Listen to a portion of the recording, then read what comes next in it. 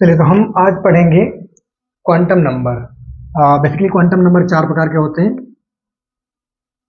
N, L, M L, M S. ये होता है प्रिंसिपल क्वांटम नंबर, ये एजीमुथल क्वांटम नंबर, ये मैग्नेटिक क्वांटम नंबर और ये स्पिन क्वांटम नंबर। ये है स्पिन क्वांटम नंबर, ये है मैग्नेटिक क्वांटम नंबर और ये है एजीमुथल क्वांटम नंबर और ये प्रिंसिपल क्वांटम नंबर। इसे हम सब्सिडियरी क्वांटम नंबर भी कहते हैं। ठीक है, प्रिंसिपल क्वांटम नंबर। तो अगर हम बात करें कि प्रिंसिपल क्वांटम नंबर क्या डिनोट करता है, क्या होता है, चलिए, प्रिंसिपल क्वांटम नंबर जो है वो डिनोट करता है सेल को। सेल क्या होते हैं आपने जाना है, जैसे कि के, एल, एम, एन। अगर कंटिन्यू करें तो एम, एन, ओ, पी, क्यू, आगे भी सेल होती है, मगर आपने पढ़ा है सिर्फ के, एल, एम, एन, 2, 8, 18, 32। मगर आपको ये पता है कि सिर्फ सेल से काम चलने वाला नहीं था, क्योंकि आप इलेक्ट्रॉन की फिलिंग कहाँ करते हैं 11th में जाने के बाद? सब सेल में, दैट इज ऑर्बिटल्स। तो ऑर्बिटल कौन रिप्रेजेंट करता है? एल, एस सब सेल। ये सेल को रिप्रेजेंट करता है के एलिमेंट को, और ये सब सेल को एस, पी, डी, एफ। जैसा कि आप जानते हैं कि जो नंबर ऑफ मैक्सिमम ऑर्बिटल होते हैं, एस के 1 होते हैं, पी के 3 होते हैं, डी के 5 होते हैं और एफ के 7 होते हैं।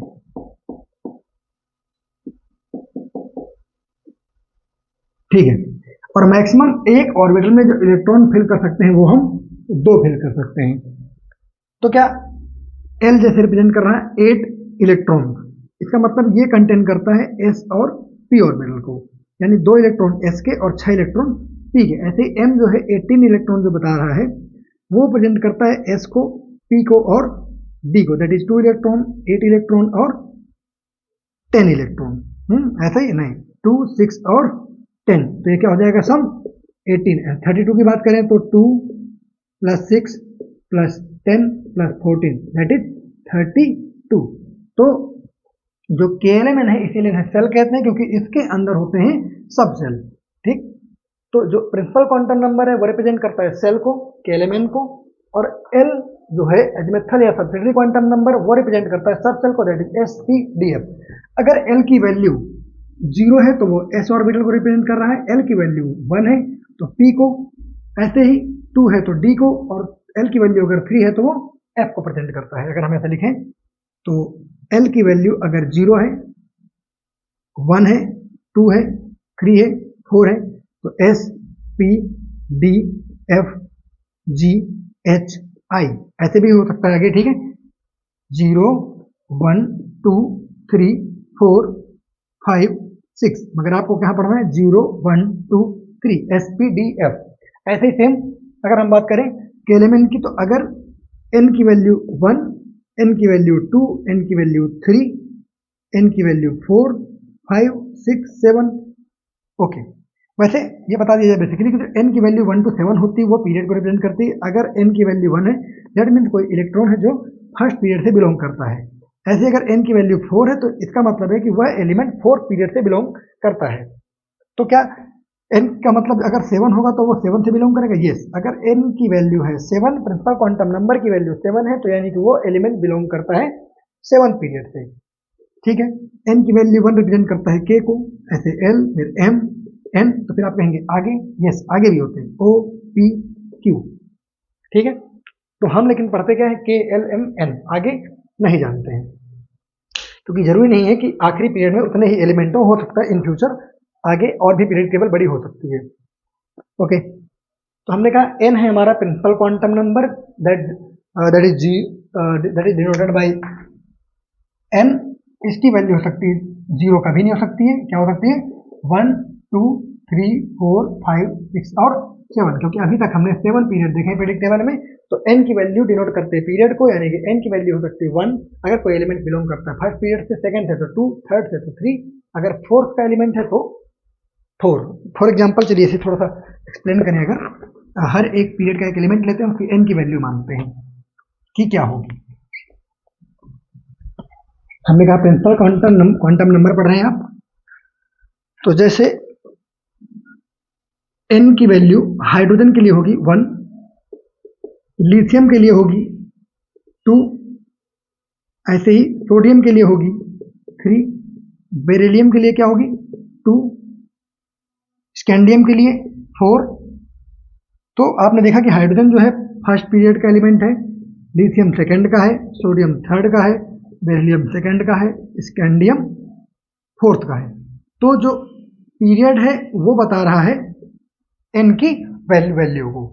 फाइन, तो n बताता है प्रिंसिपल क्वांटम नंबर और ये बताता है आपका किसी एलिमेंट के पीरियड के बारे में कि वो किस पीरियड से बिलोंग करता है। KLMN सेल के बारे में इंफॉर्मेशन देता है। ठीक, अब नेक्स्ट बढ़ते हैं L की तरफ। L क्या होता है?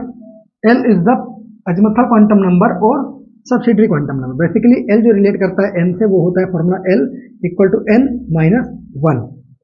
L बताता है कि maximum possible number of orbital. मान लीजिए कि अगर n की वैल्यू 4 है तो मैक्सिमम पॉसिबल वैल्यू क्या हो सकती है? 0, 1, 2, 3 हो गई 4 वैल्यूज। अगर n की वैल्यू मान लीजिए 2 तो क्या होगा? 0 और 1। अगर n की वैल्यू 3 है तो is it correct? No. Fine, अगर n की वैल्यू है 4 तो L की वैल्यू, हाँ करेक्ट, अगर n की वैल्यू 4 है तो L की वैल्यू 0, 1, 2, 3। अगर n की वैल्यू 2 है तो L की वैल्यू 0, 1। अगर n की वैल्यू 3 है तो L की वैल्यू 0, 1 और 2। मैक्सिमम n की वैल्यू कितनी हो सकती है? 3। मैक्सिमम n की वैल्यू कितनी हो सकती है? 4। L क्या प्रेजेंट करता है? Subsidiary quantum number. चलिए इसे जरा कैलकुलेट करते हैं कैसे, कि मान लीजिए हमने कहा n की वैल्यू थी 4, तो इस फॉर्मूले में पुट करते हैं। n की वैल्यू 4 है तो L आएगा 4 माइनस 1 दैट इज 3। तो मैक्सिमम वैल्यू इज 3 और less that is 0, 1, 2 and 3। That's why जो n अगर 4 है तो L की वैल्यू आ सकती है 0, 1, 2 या फिर 3। और अभी हमने बताया है कि 0 रिप्रेजेंट करता है s ऑर्बिटल को, 1 करता है p को, 2 करता है d को और 3 करता है f ऑर्बिटल को। फाइन, तो ऐसे ही हमने कहा कि अगर मान लीजिए n की वैल्यू है 2 तो L की वैल्यू आएगी 2 माइनस 1 दैट इज 1, यानी मैक्सिमम पॉसिबल वैल्यू 1 होगी। ठीक है, तो इससे पहले क्या आ सकता है? 0, यानी ये रिप्रेजेंट कर रहा है s और p ऑर्बिटल को। सिमिलरली अगर n की वैल्यू क्या है? 3 है तो L की वैल्यू हो जाएगी 3 माइनस 1 दैट इज 2, यानी कि मैक्सिमम पॉसिबल वैल्यू 2। तो इनिशियली 0 हो सकता है, 1 हो सकता है और फिर मैक्सिमम 2 हो सकता है। तो ये क्या प्रेजेंट कर रहा है? S, P और D ऑर्बिटल। फाइन,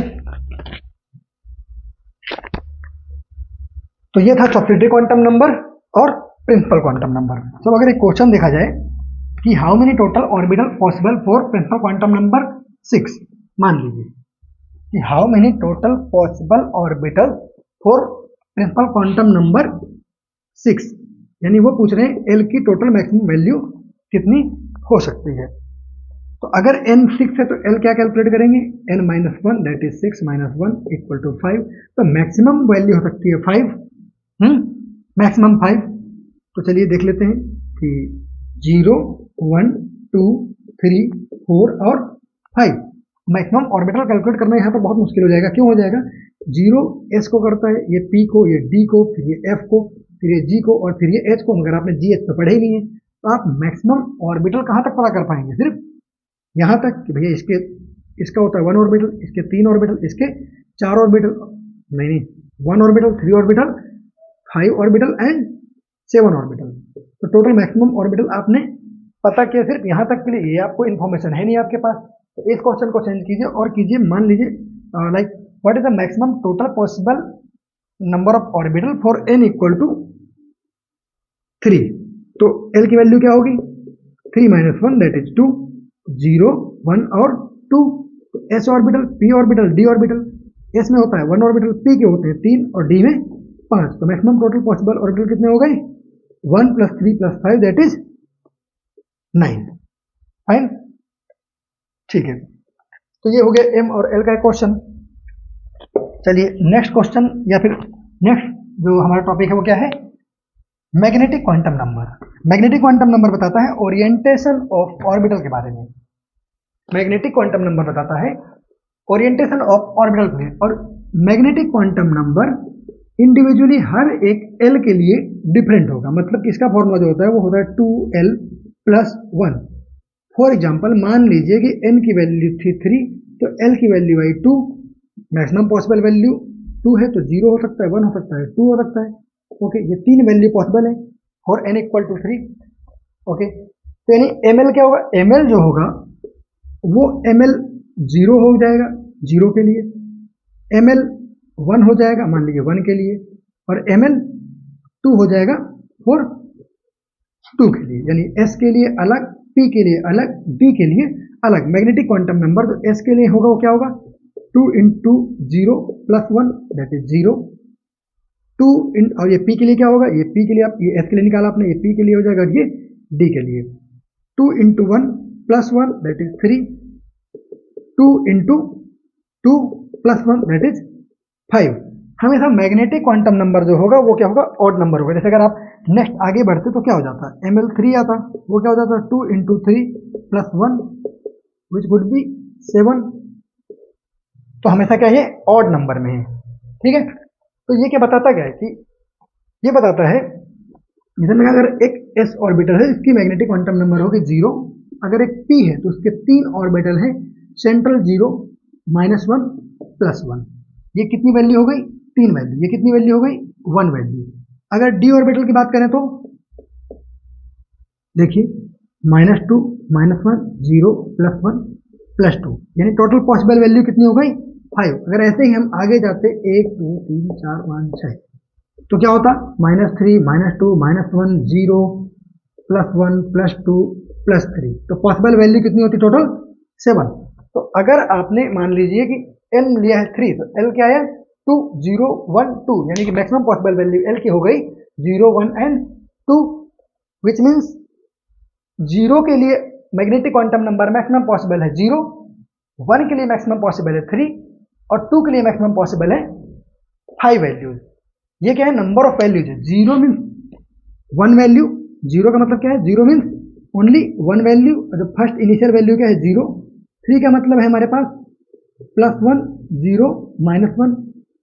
ओके, 5 का मतलब आपने देखा अभी कि -2, ओके माइनस अप्रोच करते थे, -2 -1 0 +1 और +2। तो 0 3 5 जो है वो इंडिविजुअली नंबर ऑफ वैल्यूज के बारे में बात कर रहे हैं। और वेट वेट वेट, यहाँ पर कैलकुलेशन एरर हुआ है, क्या हुआ है, 1 आएगा, हाँ ठीक है। ml 0 अगर है तो 2 × 0 + 0 2 × 0 + 1 दैट इज 1। तो क्या आएगा कि मैक्सिमम पॉसिबल वैल्यू 1 है। हमने पहले कहा था इवन नंबर में ऑड, 0 तो एक ऑड नंबर है, ठीक है फाइन। तो अगर 1 आया है तो पॉसिबल वैल्यू 0 होगी, 3 है तो यानी पॉसिबल 3 वैल्यू -1 0 +1, अगर 5 है तो फिर -2 -1 0 +1 और +2। तो अगर हम एक क्वेश्चन यहाँ से उठाएं कि what could be the total possible like what is the possible value of ml for n = 2, what are the total possible value of ml for n = 2। हमें डिटरमाइन करनी ml की टोटल पॉसिबल वैल्यू, जिसके लिए principal quantum number 2 given है 2। तो l क्या हो जाएगा 2 - 1 that is 1, in total possible value 0 और 1, 0 और मैक्सिमम क्या हो गया 1, ठीक है। तो ml क्या निकालेंगे आप, 2 × 0 + 1 2 × 1 + 1, ये आपको देगा 1 और ये आपको देगा 3। यहाँ से आपको पता लगा 0 वैल्यू, यहाँ से पता लगा आपको -1 0 और +1। तो टोटल पॉसिबल वैल्यू जो हुई वो 3 ही हुई। अगर इनमें कॉमन देखें तो आपको 3 ही वैल्यू मिली, 0 -1 और +1।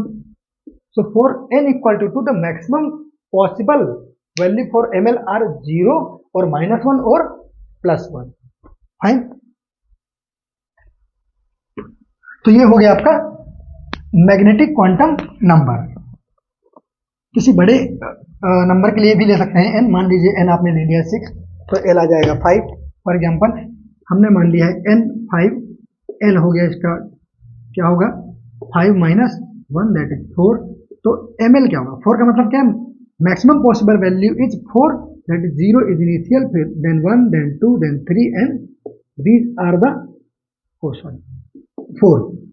Maximum possible value could be 5, okay, total possible value could be 5, maximum value could be 4, 0 1 2 3 4, 0 1 2 3 and 4. These are the value S, P, B, F. So that's why we have to take only 4 for the better understanding. Okay, let's take 4 here. It could be n minus 1, that is 4 minus 1 or 3. So ms could be ml could be, let's remove 4. okay, तो हमें पता है possible 4 maximum possible value होंगी 4, that is 0 1 2 and 3, and maximum possible value of l could be 3, that is given here. So ml for these values, like these l, if we apply for 0, l equal to 0, then 2 into 0 plus 1. If l equal to 1, then ml could be 2 into 1 plus 1, and if l equal to 2, then ml equal to 2 into 2 plus 1, and if l equal to 3, then ml equal to 2 into 3 plus 1. So possible values are here 1, that is 0, here 3, that is minus 1 0 plus 1, here 5 minus 2 minus 1 0 plus 1 plus 2. okay, here 7 minus 3 minus 2 minus 1 0 plus 1 plus 2 plus 2. So this is the basically magnetic quantum number. Now let's discuss the last spin quantum number, that is also known as electron spin quantum number, which states about the, like, which reveals the property or the spin of an electron. कि electron जो है वो top spin like कि plus half में है, या फिर down spin, या फिर माइनस हाफ में है. फॉर एग्जांपल मान लीजिए अगर p ऑर्बिटल है और वो फुलफिल्ड है, तो उसमें कितने इलेक्ट्रॉन होंगे? 6. और आप जानते हैं कि हंस के मैक्सिमम मल्टीप्लिसिटी के रूल के अकॉर्डिंग आप पहले सिंगली फिल करेंगे एंड देन पेयरिंग करेंगे. तो आप इसमें देखेंगे कि जो 3 है, अगर इसे आप अलग अलग देखें तो ऐसे देखें कि हमने अलग अलग इलेक्ट्रॉन लिख दिए हैं. आप इसके ऊपर रख दीजिए तो आपको मिल जाएगा वही जो अभी बनाया गया था. तो आप देखेंगे कि ये सब क्या है? प्लस हाफ, और ये क्या सब है? Minus half.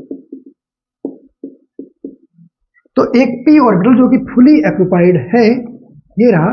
इसमें आपके 3 इलेक्ट्रॉन जो है वो हैं माइनस हाफ के, और 3 इलेक्ट्रॉन जो है वो प्लस हाफ के.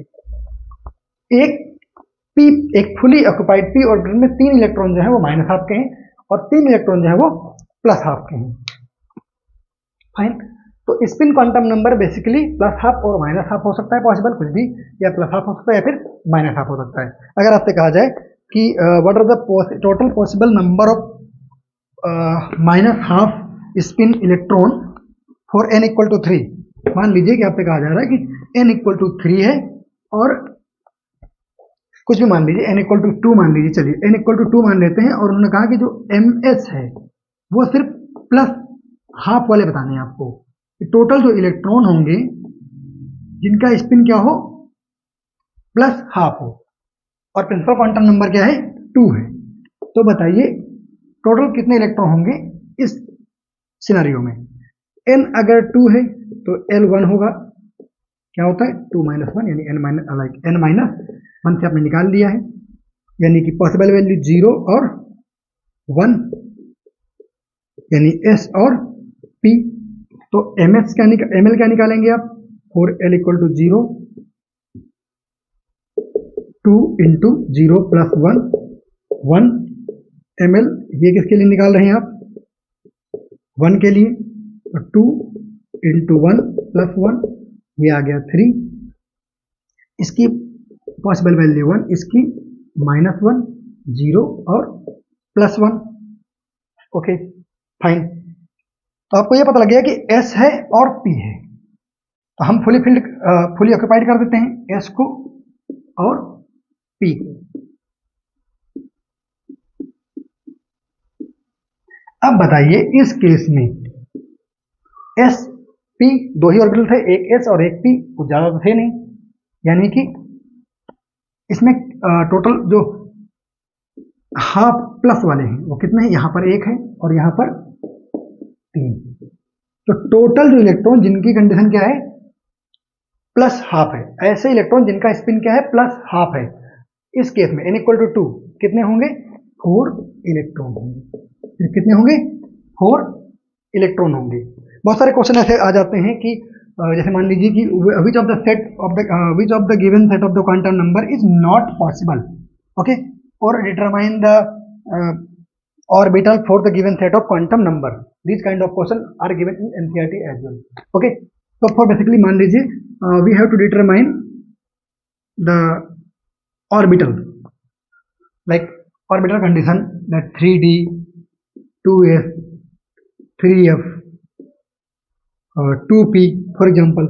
हमें डिटरमाइन करना है किसी given set of quantum number से कि क्या पॉसिबल ऑर्बिटल कंडीशन आप लिखेंगे उसके लिए। जैसे मान लीजिए हमने कहा कि n गिवन है 3 और l गिवन है